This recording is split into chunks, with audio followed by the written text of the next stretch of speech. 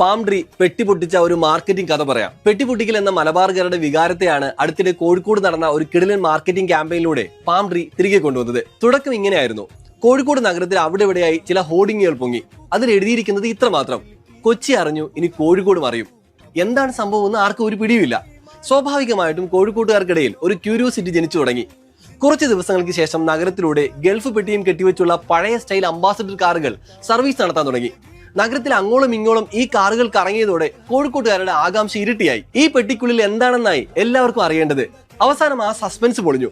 കോഴിക്കോട് ബീച്ചിൽ വെച്ച് വലിയൊരു ആഘോഷമായി തന്നെ ആ പെട്ടിപ്പൊട്ടിക്കൽ പരിപാടി നടന്നു. അപ്പോഴാണ് എല്ലാവർക്കും കാര്യം മനസ്സിലായത്. കേരളത്തിലെ പ്രമുഖ ഡ്രൈ ഫ്രൂട്ട്സ് ബ്രാൻഡായ പാം ട്രീ അവരുടെ പുതിയ ഔട്ട്ലെറ്റുമായിട്ട് കോഴിക്കോട്ടേക്ക് വരുന്നതിന്റെ ഔദ്യോഗിക അറിയിപ്പായിരുന്നു ആ പെട്ടിപ്പൊട്ടിക്കൽ. മലബാറുകാരുടെ ആ പഴയ നൊസ്റ്റാൾജിയെ തങ്ങളുടെ പുതിയ ഷോപ്പിന്റെ ലോഞ്ചിങ്ങുമായി കണക്ട് ചെയ്ത പാം ട്രീയുടെ ആ ഐഡിയ ശരിക്കും ഒരു മാസ്റ്റർ പീസ് മാർക്കറ്റിംഗ് തന്ത്രം തന്നെയായിരുന്നു. ഈ ഒരു വെറൈറ്റി മാർക്കറ്റിംഗിനെ കുറിച്ചുള്ള നിങ്ങളുടെ അഭിപ്രായം താഴെ കമന്റ് ചെയ്യൂ. കൂടുതൽ വീഡിയോകൾക്കായി ഫോളോ ചെയ്യാൻ മറക്കണ്ട.